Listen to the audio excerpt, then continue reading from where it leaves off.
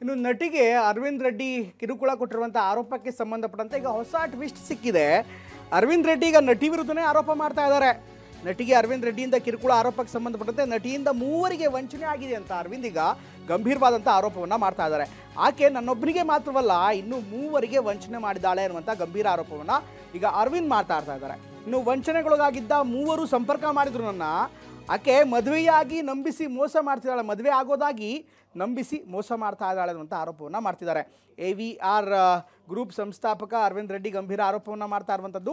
Arvind ಪ್ರಸ್ತಾಪದಲ್ಲಿರುವಂಥ in fact Arvind ಈಗಾಗಲೇ ಹೇಳ್ತಾ ಇರುವಂಥ ಆ 3 ವ್ಯಕ್ತಿಯಲ್ಲಿ ಒಬ್ಬ ರಾಜಕಾರಣಿ ಕೂಡ ಇದ್ದಾರೆ ಅನ್ನುವಂಥದ್ದು ಈಗ ಇಂಟ್ರೆಸ್ಟಿಂಗ್ ಆದಂಥ ಸಂಗತಿ. ಒಬ್ಬ ರಾಜಕಾರಣಿ ಹಾಗೂ 2 ಉದ್ಯಮಿಗಳು ಈ ನಟಿಯಿಂದ ಮೋಸಕ್ಕೊಳಗಾಗಿದ್ದಾರೆ ಅನ್ನುವಂಥ ಮಾತನ್ನು ಅರವಿಂದ್ ರೆಡ್ಡಿ ಹೇಳ್ತಾ ಇದ್ದಾರೆ. ಇನ್ನೊಬ್ರು ಮಾಡಿದ್ದಾರೆ. ಈ ಮೀಡಿಯಾನಲ್ಲಿ ಬರ್ತಾ ಇರೋದು ನೋಡಿ, ಒಬ್ಬರಲ್ಲ 3 ಜನ 3 people have tried to contact me, but I am not, because I don't need to. ನನ್ನ ಉದ್ದೇಶ ಇಲ್ಲ.